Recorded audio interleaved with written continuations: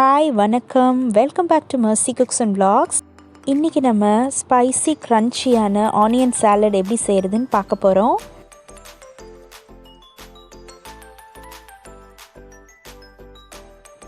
நான் இன்றைக்கி 2 வெங்காயம் எடுத்திருக்கேன். தோலெல்லாம் கட் பண்ணி எடுத்துகிட்டு பாருங்கள் நான் எப்படி சர்க்கிளாக கட் பண்ணுறேன்னு.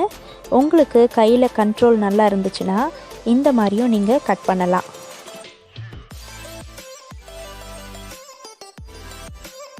கட் பண்ணி முடிச்சதுக்கப்புறம் இந்த மாதிரி தனித்தனியாக பீசஸாக எடுத்துக்கோங்க.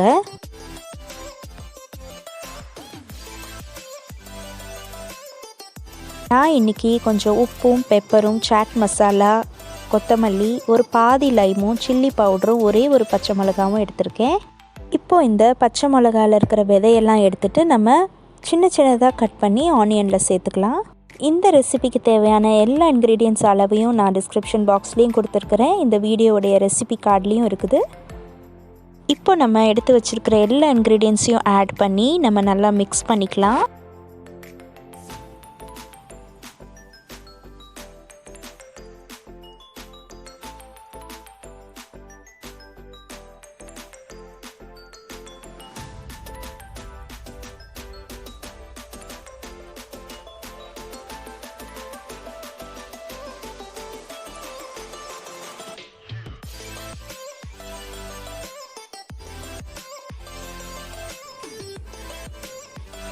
நான் இந்த சாலடுக்கு நல்ல கலர் வரதுக்காக ஃபுட் கலரிங் சேர்த்துருக்கேன். இது ஆப்ஷனல் தான், உங்களுக்கு வேண்டான்னா நீங்கள் தாராளமாக அவாய்ட் பண்ணிக்கலாம். சூப்பர் க்ரன்ச்சியான ஸ்பைசி ஆனியன் சாலட் ரெடி ஆயிடுச்சு. நீங்கள் இந்த சாலடை பிரியாணி, கிரில் சிக்கன், தந்தூரி இந்த ரெசிபீஸ்க்கு சைட் டிஷ்ஷாக நீங்கள் சாப்பிட்லாம்.